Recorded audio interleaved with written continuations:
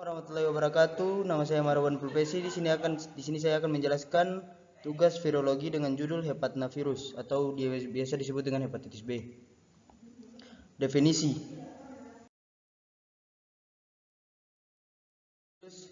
Hepatitis B atau biasa disebut dengan hepatnavirus merupakan satu-satunya virus hepatitis yang memiliki genom berupa DNA. Karakteristik virus ini adalah memiliki selubung dan bereplikasi melalui perantaraan RNA transmisi. Penyebaran virus ini adalah melalui semua cairan tubuh. Dapat ditularkan dari ibu ke janin. Dengan sifat patogen virus ini membuat hancurnya sel-sel hati karena antigen spesifik dari sel yang terinfeksi dan akan mengikat sel limfosit T sitotoksik. Virus ini sudah dapat diatasi dengan metode vaksinasi. Morfologi daripada hepatnavirus. Morfologi HBV virus hepatitis B adalah virus DNA yang termasuk dalam famili virus Hepatnaviridae. Virus ini secara spesifik menyerang sel hati, namun sebagian besar DNA hepatitis juga dapat ditemukan di ginjal, pankreas, dan sel mononuklear. Melalui pengamatan dengan mikroskop elektron dalam serum penderita yang terinfeksi HBV dapat ditemukan beberapa macam partikel HBV.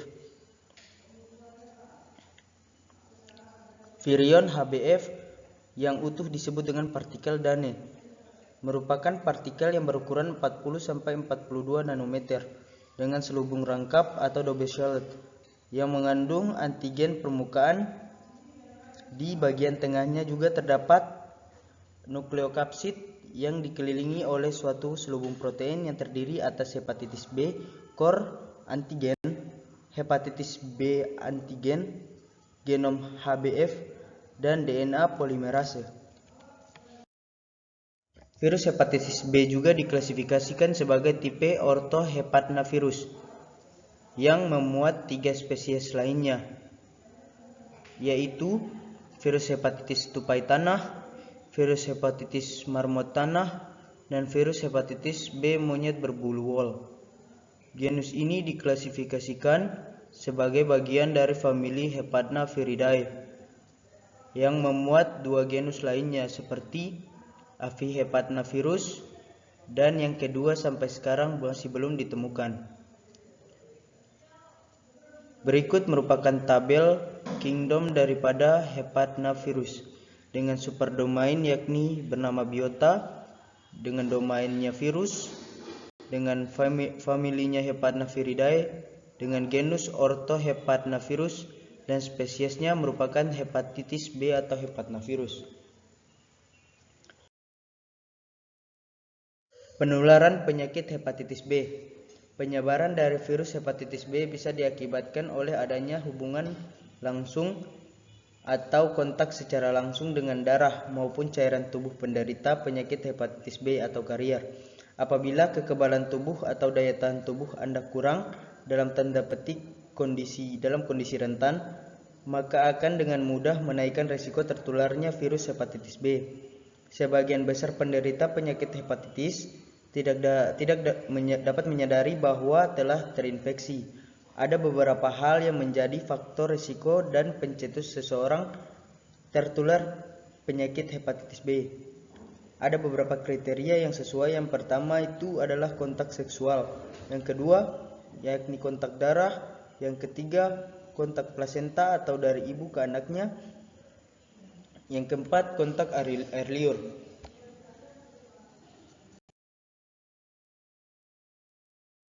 Gejala penyakit hepatitis atau hepatitis B. Yang pertama, yakni kehilangan nafsu makan. Seorang yang mengalami penyakit hepatitis B biasanya dimulai dengan gejala kehilangan nafsu makan, mual dan muntah, penurunan berat badan, gejala yang menyerupai seperti flu seperti lelah, nyeri pada tubuh, sakit kepala, dan demam tinggi berkisar antara 38 derajat Celcius atau lebih, nyeri perut, lemas, dan lelah.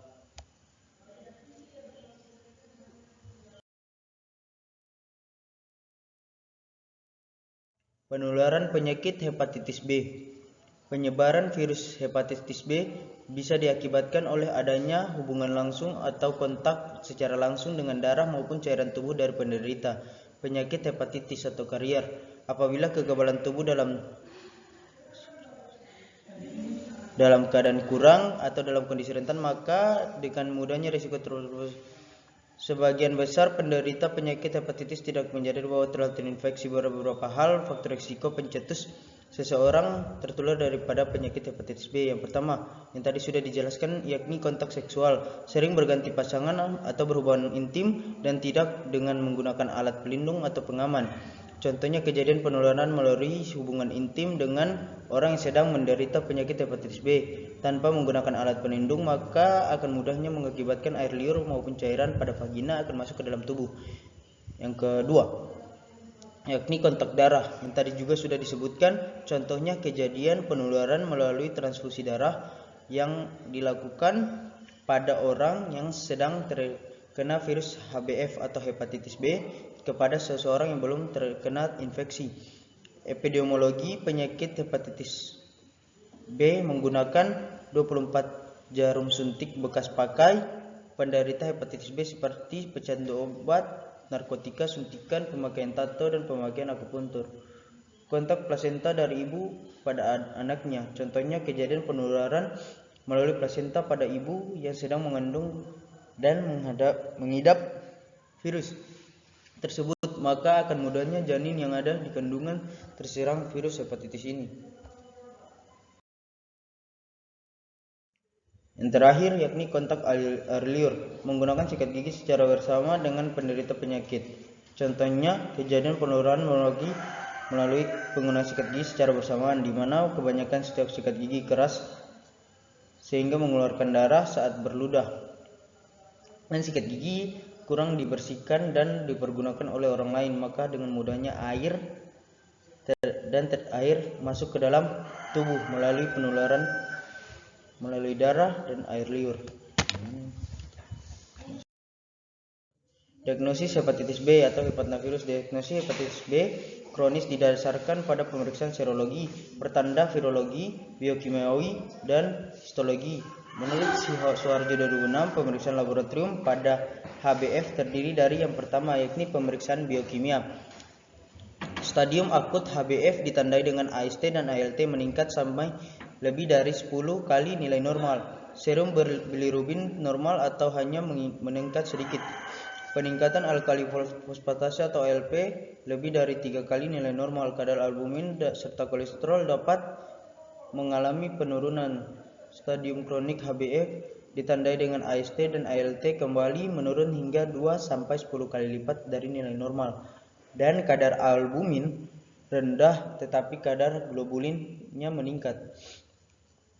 Yang kedua, pemeriksaan serologis, indikator serologi awal dari HBV akut dan kunci diagnosis penanda infeksi HBV kronis adalah HBsAg, di mana bertahan di serum lebih dari 6 bulan. Menurut EASL 2009, pemeriksaan HBsAg berhubungan dengan selubung permukaan virus. Sekitar 5-10% pasien HBsAg menetap di dalam darah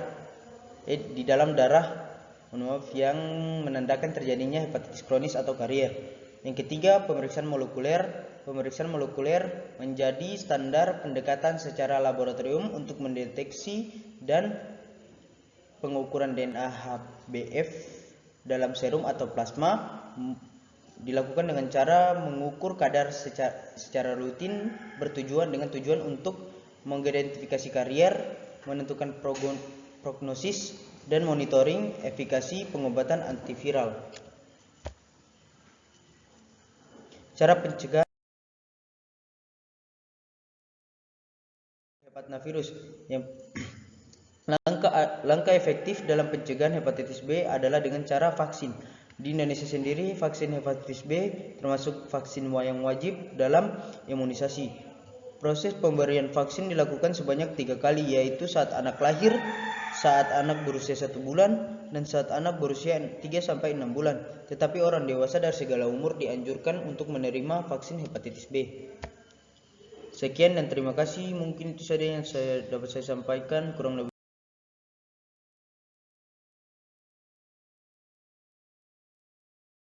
Mohon maaf. Wassalamualaikum warahmatullahi wabarakatuh. Waalaikumsalam warahmatullahi wabarakatuh.